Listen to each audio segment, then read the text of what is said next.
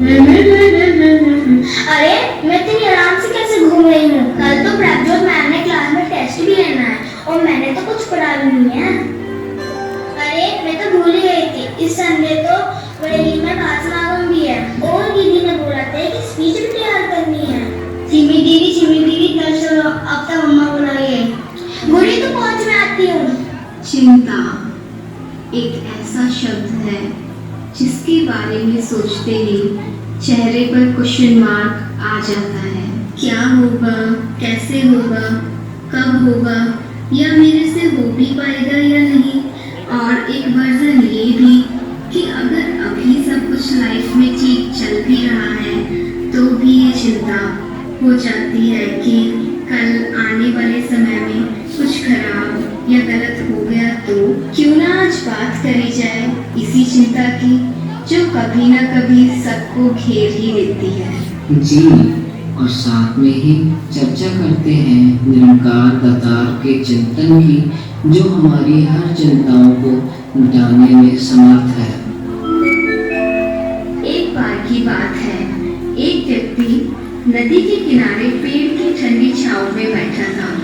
वहां से एक दूसरा व्यक्ति गुजर रहा था। वो भी कुछ देर सुस्ताने के लिए वहां बैठ गया। A few moments later. Hey, what's up? I'm good. और क्या करते हो आप?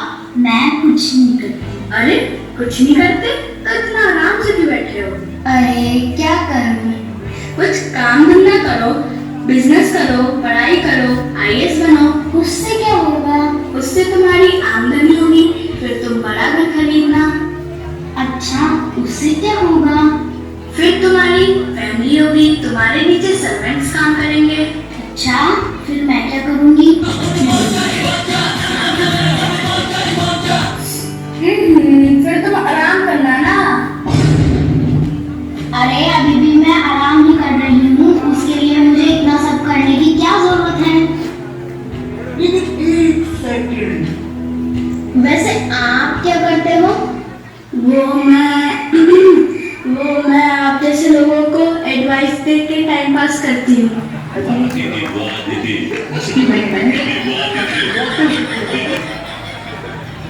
सही तो कहा उसने, आराम ही तो हो रहा था। बट जोक्स अपार्ट, अगर सभी आराम करने लगे तो फिर दुनिया में काम ही कौन करेगा।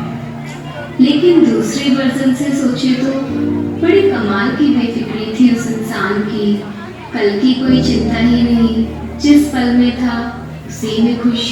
वरना आज तो जिस किसी से भी बात कर लो वो अपनी चिंताओं में घिरा होता है। एग्जैक्टली। फिर वो चाहे छोटा बच्चा ही क्यों ना हो। अरे ये तो संप्रीत है। आजा सुनते हैं आखिर जनाब अकेले में क्या गुनगुना रहे हैं। जालिम बड़ा जमाना कोई समझे ना जज्बात मेरे, अगे रह के भी पीछे मैं इदा दे हालात मेरे। दुनिया ए बड़ी माड़ी रहती मारती ताने ही हरदम, हर बंदे दा एक दूजे नाल करदी है कंपैरिजन।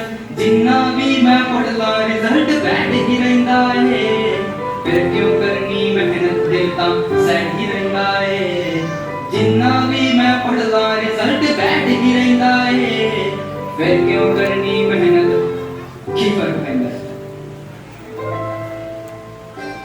हाँ जी संप्रीत जी, इस बात का कौन सा फर्क पड़ रहा है भाई? अरे कुछ नहीं, बस यूं ही। यूही भाई, क्या सुंदर लिखा है, पर इतना सैड। हाँ भाई, सब ठीक है ना? हाँ जी सब बढ़िया। ऐसा लग तो नहीं रहा।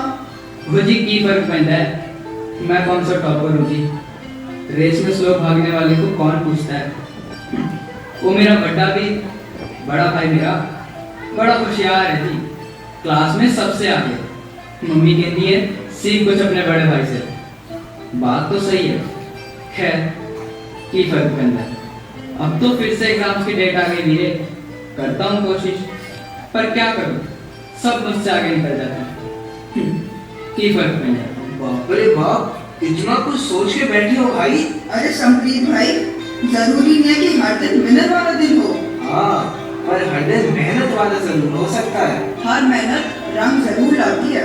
इसलिए मेरे भाई कभी खुद को किसी से कंपेयर मत करो। और नहीं तो क्या।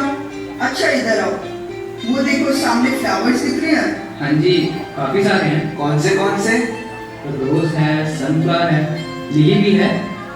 तो समप्रीत जी, रोज का रंग है लाल, क्या खुशबू देता है। और वो साथ में सनफ्लावर, उसकी तो एक अलग ही ब्यूटी है। और लिली का भी क्या कहना। हाँ हाँ, पर मुझे क्यों बता रहे हो भाई? पाजी, ये देखो कि वो एक दूसरे से कितने अलग हैं, पर फिर भी एक साथ कितने सुंदर लग रहे हैं। क्यों? क्योंकि वो किसी रेस में नहीं है। और हम भी तो फ्लावर्स की तरह ही तो हैं, सबकी अपनी अपनी क्वालिटीज है, डिफरेंट डिफरेंट स्किल्स हैं। होगा आपका भाई टॉपर, अच्छी बात है, पर क्या वो समप्रीत की तरह इमोशन भरे गाने लिख सकता है? नहीं। क्या वो समप्रीत की तरह स्कूल को बेस्ट सॉन्ग राइटर का अवार्ड लाके दिखा सकता है। नहीं जी। और आप भी कितना अच्छा स्कोर करते हो, पर हर कोई फर्स्ट थोड़ी ना आ सकता है, इसलिए सच में कोई फर्क नहीं पड़ता। आप जो हो, जैसे हो, बेस्ट हो। उठ मेरे शेर पुत्र, मेहनत कर, बट अब से नो कंपैरिजन। वैसे एक बात तो हम सभी से कहना चाहते हैं कि कभी भी ऐसी परिस्थिति आए तो घबराना नहीं, और यही याद रखना कि आप निरंकार से भरे हैं, और जब ये साथ है तो कुछ गलत हो ही नहीं सकता। बिल्कुल हर्षिता जी, और वैसे भी कुछ ऑप्ट करना ऑब्वियसली हमारी चॉइस हो सकती है, कुछ एम करना हमारी चॉइस हो सकती है, पर ये बात भी हमेशा याद रखनी है कि रिजल्ट्स निरंकार दातार के हाथ में है। और बहन जी, रिजल्ट्स की जो चिंता है ना तो हमें अच्छे से मेहनत करने देती और ना ही प्रोसेस को एंजॉय करने देती। जैसे अभी हमने समप्रीत वाले सिनेरियो में भी देखा कि उसकी मेंटलिटी ही कुछ इस प्रकार होगी कि जितनी करना मेहनत रिजल्ट बैड ही रहता है। दासी को वो लाइनें याद आ रही हैं, आज की सोचिए, कल जाने खुदा क्या होगा, जो हुआ ठीक हुआ, होगा जो अच्छा होगा। मेरा रहबर तो है सूरज का भी रहबर रोशन, मेरे जीवन में भला कैसे अंधेरा होगा। साथ संगत जी, प्यार से कहना।